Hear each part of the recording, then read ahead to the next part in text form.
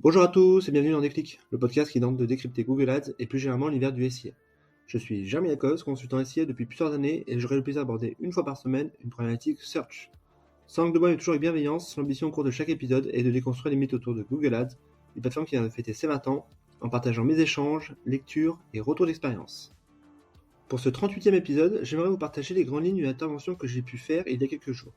Il s'agissait d'une table ronde animée par l'agence Eskimos et l'EBG autour de la problématique du search unifié.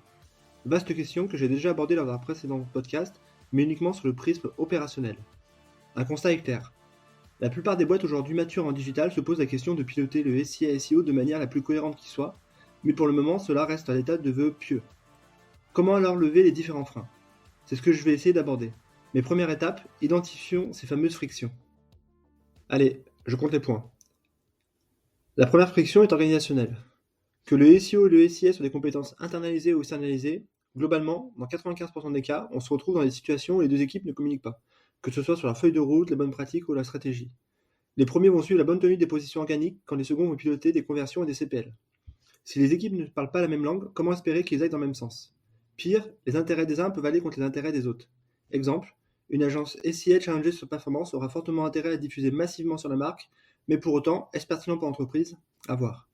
Ma recommandation, les équipes SIA et SEO doivent être dans une même équipe interne ou externe et avoir le même référentiel en dashboarding avec les mêmes KPI. Ici plutôt business, comme le chiffre d'affaires, la rentabilité ou le taux de transformation. La deuxième friction concerne l'expertise. Même si le terrain de jeu est le même, en l'occurrence les moteurs de recherche, le background technique est souvent différent.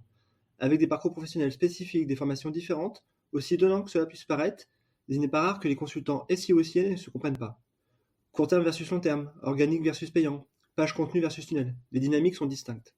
Pour autant, j'ai la conviction qu'avec l'évolution du search actuel, les deux métiers vont tendre à se rejoindre. À mon sens, les deux compétences qui vont le plus se développer sont le copywriting de manière à émerger parmi la profusion de contenu SEO et SIA. À l'heure où l'IA peut générer quantité de contenu de moyenne qualité, il y aura évidemment une prime au bon copywriter. C'est la revanche des bacs L. La deuxième compétence à se développer pour les deux métiers, le CRO. Un investissement constant aux positions constantes, c'est le driver qui a la meilleure traction. La troisième friction concerne la performance. Encore une fois, tout est question de grammaire. L'avantage de l'approche One Search ou Search unifié est d'aligner ses expertises sur des KPI business. Fini de piloter opposition, CTR, CPC. On parle ici de commande, revenu par lead ou ROI. Car le piège de rester enfermé dans un pilotage siloté est de suivre de mauvais indicateurs. Exemple, avoir un très bon SEO générateur de volume avec d'énormes top positions, mais finalement sur des mots-clés peu engageants ou sur des pages non convertissantes.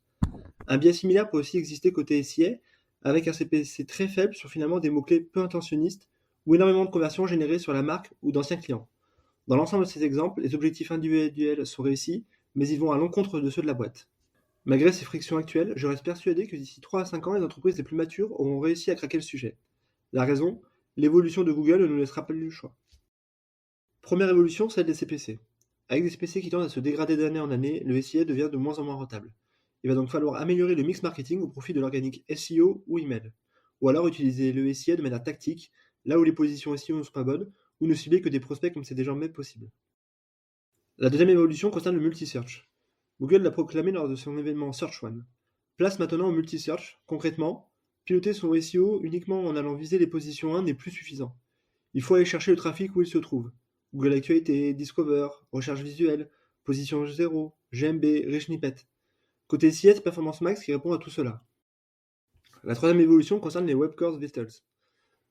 Depuis que les Web Core Vitals sont devenus un critère majeur dans le référencement, c'est le branle-bas de combat dans les organisations pour aller chercher des temps de chargement réduits.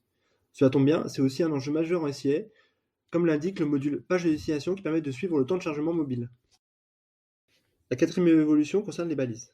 De manière très ponctuelle, Google Ads fait des tests d'utilisation de l'architecture SEO dans les annonces et structures de compte. C'était déjà le cas avec les annonces DSA qui utilisaient finalement le contenu SEO pour générer des conversions. C'est le cas des extensions de logos et de noms, mais c'est aussi le cas désormais des annonces dynamiques générées directement par Google Ads. Résultat, les balises Title et autres H1 chères au SEO seront de plus en plus utilisées pour le SIA. Voilà, ce 38e épisode touche déjà à sa fin, j'espère que vous avez eu le déclic. Comme toujours, je suis preneur de vos retours, propositions de sujets en commentaire ou par message privé sur LinkedIn. D'ici là, prenez soin de vous, et si vous me cherchez, vous savez où me trouver, sur Google bien sûr. Allez, à la prochaine!